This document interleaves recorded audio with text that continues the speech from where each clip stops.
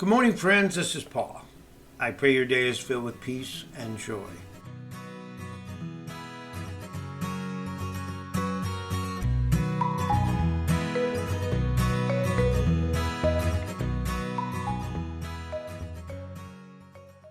Hello, everyone. This is Mike, Pa.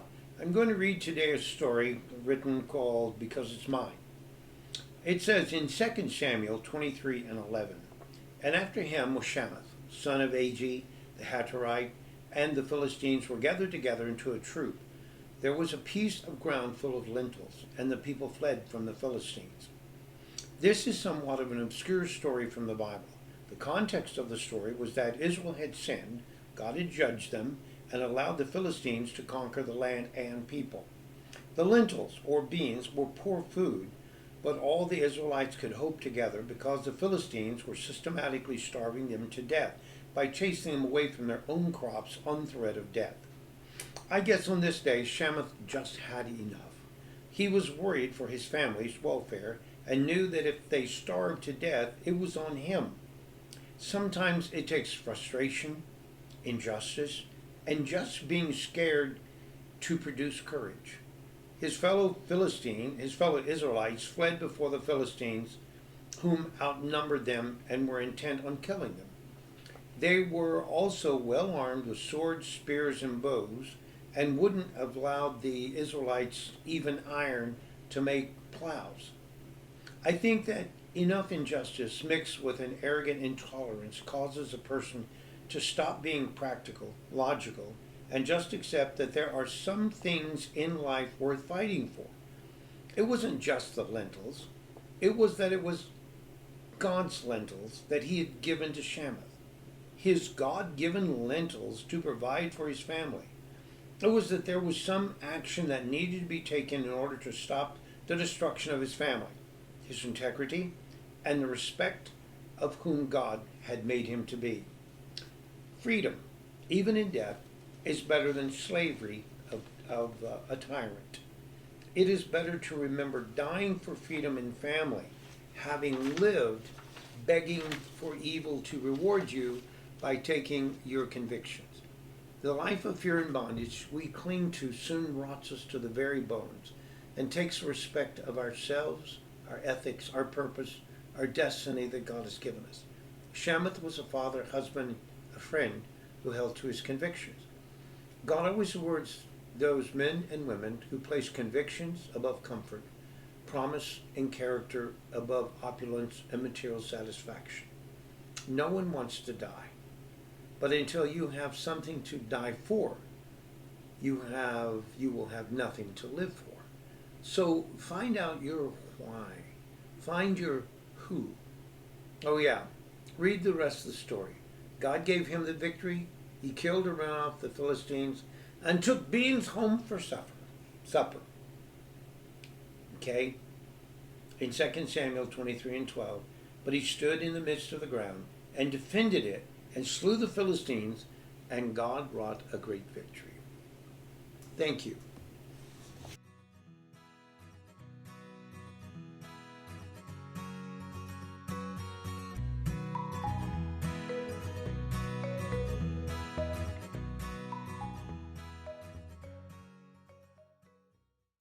Hey Pa, I liked that blog. I think something that you and I have talked about a lot, even when I was in junior high, was having that line in the sand where nobody crosses this line.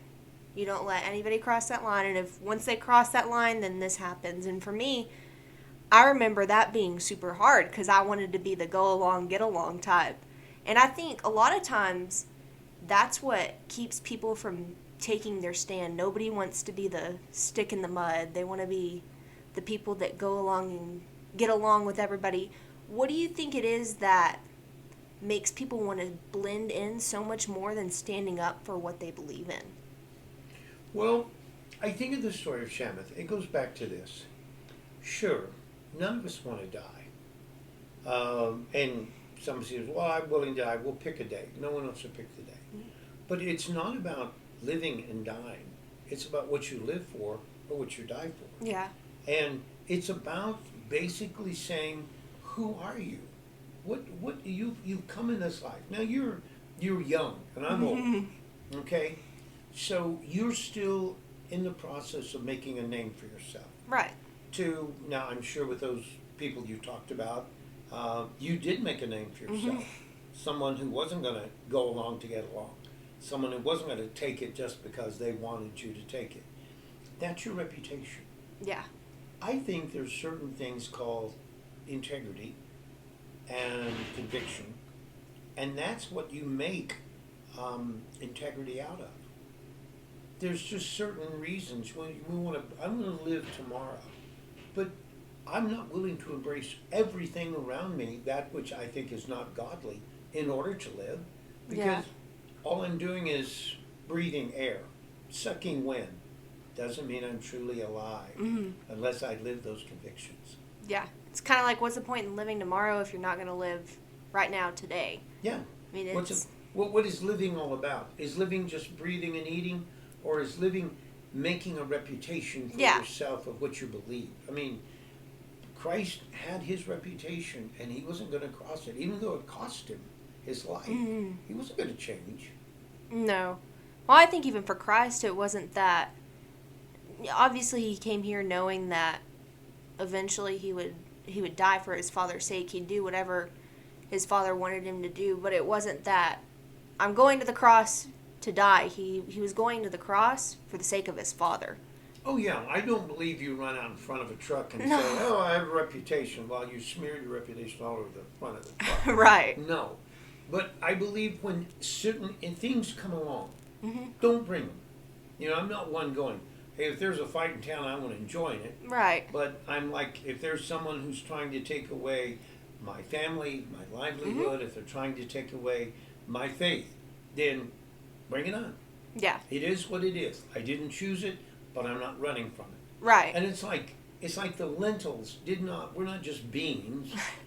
They were the integrity of him having to protect his family and his own respect and his own belief that God had given him the land. And even though they had sinned, it didn't mean that God reversed his promise. Right. Because he didn't. Obviously, he didn't do it for the beans. Because everybody looks at it and goes, "They're just beans. And it's not about the beans. Right. This is just what you do." Right. And today, I find that people are like saying, "Well, it's not worth this. It's not worth that." But pretty soon, nothing is worth it. No, and we become lemmings. We become the little what's the name of the lizard who changes color at every time? Chameleons. The chameleon, exactly. And we become the chameleons, which someone says, well, who are you? I don't know. Who am I with? Yeah. I don't know, because it's better to breathe air than live life. I don't think so.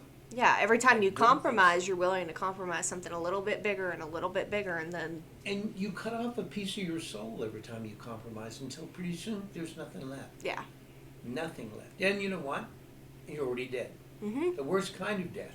You're living, breathing dead. Yeah. Well, thanks, Paul. I like that blog. I think there's a lot that, especially a younger generation, can learn from. I hope so. I do believe they can. If they're looking, they'll find. If they're wanting something, they just have to look in their heart and say, is the purpose I'm living just to scream at other people, or is there something more profound than that? Yeah. So thank you, Mac. Thanks, Appreciate Paul. it. Bye.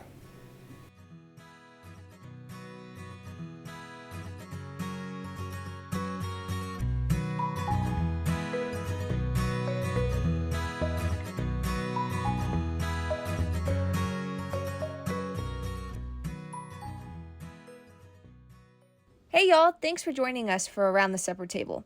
At Sanctuary Family Farms, we want to be real.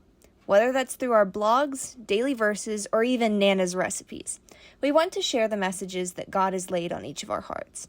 If you liked what you heard today or want to get in touch with us, you can find us on Facebook and YouTube at Sanctuary Family Farms, or our website at www.sanctuaryfamilyfarms.com, where we share our recipes and blogs and sell farm fresh beef and pork.